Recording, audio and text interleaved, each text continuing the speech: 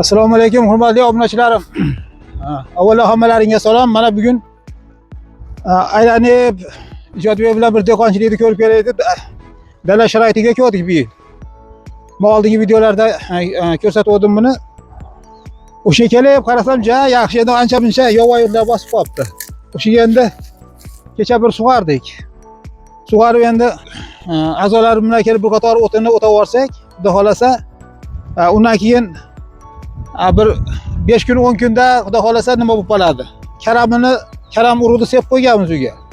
Shu mashina ichiga karam ekib chiqmoqchimiz. Karamni ekib, karamda xudo xolasa bo'lganini sizlarga video qilib ko'rsatib boraman. Endi mendan sizlarga foyda nima deydi? O'rganishga endi foydasi bor. Endi dehqonchilik endi bu chiznoy samursoq nihoyatda daromadi ham yaxshi ekan, eksalaring bo'ladigan. O'shanga sizlarga men tavsiya qilib, shuni men video qilyapman. Buni endi hali ko'pchilik haligi savol keladi, savollar beradi. Tog'a deydi, 10 sotiga qancha chiznoy urug' ketadi, 20 sotiga qancha chiznoy urug' ketadi, samursoq urug' ketadi deb shuna deyishib qoladi. O'shanga endi men hozir sizlarga shuni qancha urug' ketganini aytay. Mana shu ko'rib turganlaringiz mana shu rosa 20 sotik joy. 20 sotik joyga urug'da endi bo'lakan sarf edi sizlarga bu nima qilganim. 20 sotikka ketakan sarfi. 180 kilo o'sha o'rtacha, masalan, chiznoyda ham xili bas, undan maydasi bas, o'rtachasi bor. O'sha o'rtachasini sartaroqqa qilib olib, undan keyin biz shuni maydalab, maydasini tarozda tortib turib ekdik. Chunki mana 20 sotikka qancha urug' ketishligini bilish uchun. Endi buni aslida chiznoyda urug'ini aniq bir bilishingiz qiyin. Nimagaki, xalidan eksangiz kilo ko'p ketadi. Maydasidan ekadigan bo'lsangiz, kilo oz bo'ladi, urug' ham barakali bo'ladi. O'shaning uchun o'sha o'rta me'yorini oldik biz. O'rta me'yorini maydalab o'sha nima tortib 180 kilo mana shu 20 sotikka urug' ketdi. Endi mana hozirga kelib mana ko'zingizni quvontiradigan holatga keldi. Ayniqsa ertamanda keladigan bo'lsangiz, bir vaqt bag'ri dilingiz ochilib maza qilib ketasiz. O'shanga endi ketgan chiqimi shu bo'ldi. Undan keyin amobos doridan ekib amobos ketdi. Shu endi mehnat kuchi o'zimizdan bo'ldi.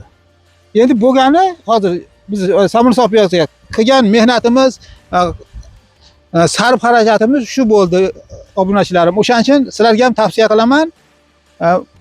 Oddiy birinchi ekishda urug'da olsangiz bo'ldi.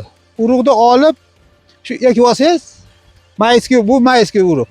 Ekib olsangiz, keyingisi o'zingizga oborotingizga chiqib qolib davom ettirib, har yili urug' o'zingizdan o'sha urug'ni sotib olasiz, o'zingizdan chiqqanini boshqa yerdan o'shani puliga olasiz. O'shuna qilib, mana shu darajaga nima qilib, ammo birinchi yili o'sha urug'ga juda qiynalasiz.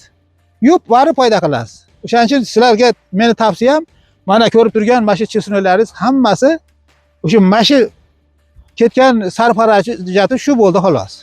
Masalan, texnika ishlatdik. Texnika 20 sotikka mana qancha endi hisoblarni chiqarib olasizlar. Necha pul bilan texnika ishlatdik. Asosiy ketadigan katta sarfi o'sha urug'ga ketdi. O'sha 180 kilo maydalangan chiznoy ketdi shu. O'sha uchun sizlarga men tavsiya qilaman. Sizlar ham ekinglar. Bundan keyin endi xudo xolasa sizlarga ko'rsataman. Buni yig'ishtirib, ko'lab olib turib, uyga daladan uyga samursoq piyozni olib ketib, ombor qilib tashab turib, undan keyin ham karamini parvarish qilamiz. Ikkita hosilab ketaverasiz. Endi karamni ichiga hali ko'rasizlar, biz mana cheres pushta qilib, o'zimizda hozir makkalar chiqyapti. Makka juqorlar, nihoyatda zo'r urug'lar. O'sha urug'dan ekmoqchimiz. Demak, boring ana Bashitga hozir ancha joy. Biz cheres qilib ekkanimizda ham bo'lmadiganda bir tonaga yaqin, bir tonaga bormasa ham 600-700 kilo chetdan donab ketamiz. Ham donab ketasiz, ham chiznoy olib ketasiz, ham karamini ayting, karami rosa pul bo'ladigan paytda chiqadi. Endi karamni ham biz shu mashina ichiga ekib ko'kratib olmoqchimiz. Endi buni yig'ishtirib olib, undan keyin siz karamni ekadigan bo'lsangiz, asabingiz o'ynab, haligi quyoshlar qizib ketadi, ko'hlamay qurib ashuna ahvol bo'ladi. O'shaning uchun biz shuni ichiga ekib chiqamiz karamni. Hozir karamlarimiz mana shuncha ko'p bo'lib qoldi. bir qarashga keldi endi. Xom, sal obtoda hozir yaxshiroq pishib olsa, shuning ichiga lekin kiramda ekib chiqamiz obunachilarim. Endi mendan sizlarga shu dehqonchilikda bir siri degan, men ham dehqonchilikka o'ta mirishkor emasman. Siri. Mashlarni qilib foydalaninglar demoqchiman xolos. Obunachilarim, mayli umrlaring uzoq bo'lsin.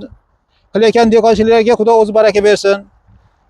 Hamisha sog' bo'laylik. Meni kuzatib borayotganlaring uchun ham sizlarga katta rahmat.